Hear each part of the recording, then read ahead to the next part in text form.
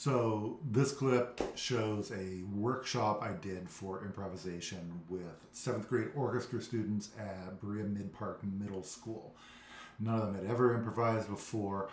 And so what we're showing in this is how I approach that. We were prepping for a concert, so I really only had a couple times to work with them. And I based it on conversation. We speak to each other and listen to each other constantly because we know our language, we know our topics, we know the person we're speaking to, we know what the conversation is. And so that's my analogy to allow a beginning student or anyone to get into improvisation. So all I had to do was teach them the conversation, which was the song they were prepping for, and give them a little vocabulary so they can narrow down their focus on their instruments. I gave them the pitches E and D, which fit perfectly with what they were playing. Our first improviser used those two pitches as well as an F sharp and a G, so she kept going and she knew those would fit, and she was right. It sounded great. Have a look. Okay, count them off. I'll listen to you. 1 and 2 and 3 and 4.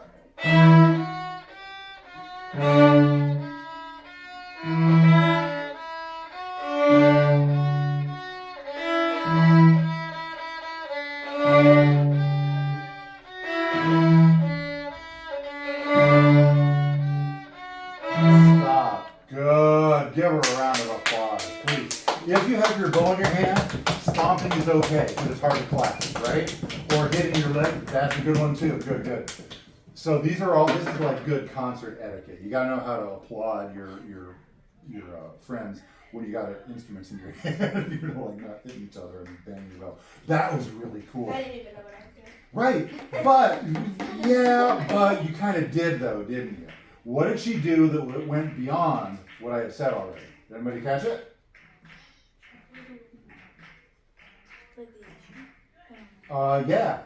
What were you gonna say? You say something good? I was gonna say the same thing. Right. She used the D. I'm sorry, the E and the D. She also used the F sharp and the G. Right. She went all the way up. How did you know to do that, or did you not? You just guessed. I was supposed to. I just said use the E and the D, but you know, this was actually going to be my next topic. So kudos, good job. So if you take a look at, we'll do it in a minute, but she actually you must not have planned it. You just went, okay, I'm going to make some sounds, right? Yeah. She had sort of an instinct of, well, I'm going to use the F sharp and the G. You probably weren't even thinking the letter names, were you? You're just like playing, letting your fingers go. And that's a beautiful example. That's actually how we do this. When let's see, I talked to you about physics, I'll talk to you about hamburgers, I'll talk to you about school buses, because you're wearing yellow. If we're talking about school buses, you're not going to think, all right, I got to plan out what I'm going to say, and I'm going to write it down, and I'm going to read it back after he talks to me. No! I'm going to say, what does your school bus ride on the road with? And you will say, wheels, right? It's ridiculously simple, right? You're absolutely right. Who drives your school bus? The bus driver. Easy, easy stuff. I didn't tell her what words to say. I didn't tell her what point to make. You could have said, Bob. Maybe that's the name of your school bus driver. I don't know.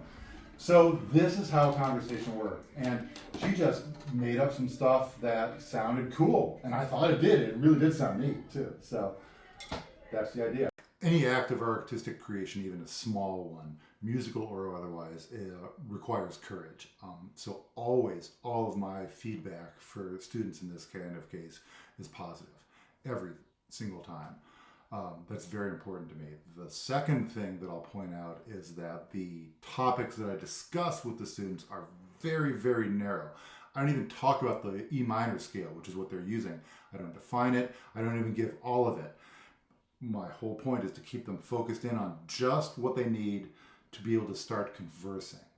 And so when we see our next soloist volunteer, she's going to converse in her own way, just as we all do, whether it's musical or verbal. And so she's going to do some different types of things. The second soloist has some really cool work she does with patterns. She starts out and uses some rhythmic patterns, which she's picked up from the song. And then she does some really neat, like a static note versus a moving note. a pitch pattern that she gets to anyway afterwards. So have a listen. You just did. I want to give somebody else a chance. Go ahead, Yellow. All right, I'm going to still count us off, and now you can just play the E and the D like everybody else, and you get a chance. All right, did it. 1 and 2 and 3 and 4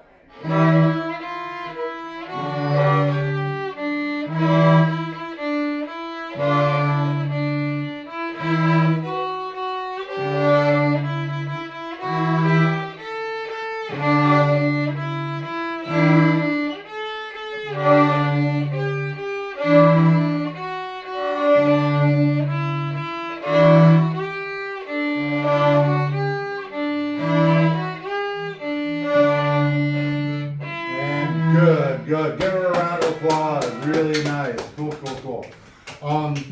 So what did you hear her do that might have been a new thing?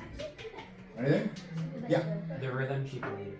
Yeah, she varied the rhythm. You had a couple triplets in there and all kinds of cool stuff. Excellent. What'd you say? You did like the thing, Pitching, or you mean the scale? the scale. Okay, so I call it pitch vocabulary in there. It's a scale, right? But I don't want you to worry about what scale it is or that it's a scale or anything like that. It's just the notes that we're going to use. Good, excellent. Any other comments? You did a cool thing. You didn't play an F sharp. You played an F natural, and it sounded weird, didn't it? So at one point she went, instead of, she went, oh, like what is that, a low 2 you did that with? And I think it was, right? Yeah. And it sounded a little bit weird, but what I love is that I like weird. Weird's cool. And you didn't mind weird. You kind of like went. I could see your head going, all right, maybe a different thing next time, right? Totally cool. And it's the same thing as when we're talking. We don't, like, the words don't always come out right. I don't know about you, but for me that happens. So that's okay. And you just keep going. You play. And yeah, your rhythms are cool. All right, cool. So there you have a glimpse into how I approach guiding new improvisers through the craft of making it up as you go along. It's all about access. What I always attempt to do is open the door and just help them through it to get them started. Also a glimpse into the beautiful minds of these young players. They invariably come up with something cool every single time. It's not polished, of course, they're brand new at it, but they're super game to try it, and they always come up with something of value. And that's one of the reasons I love teaching this stuff so much.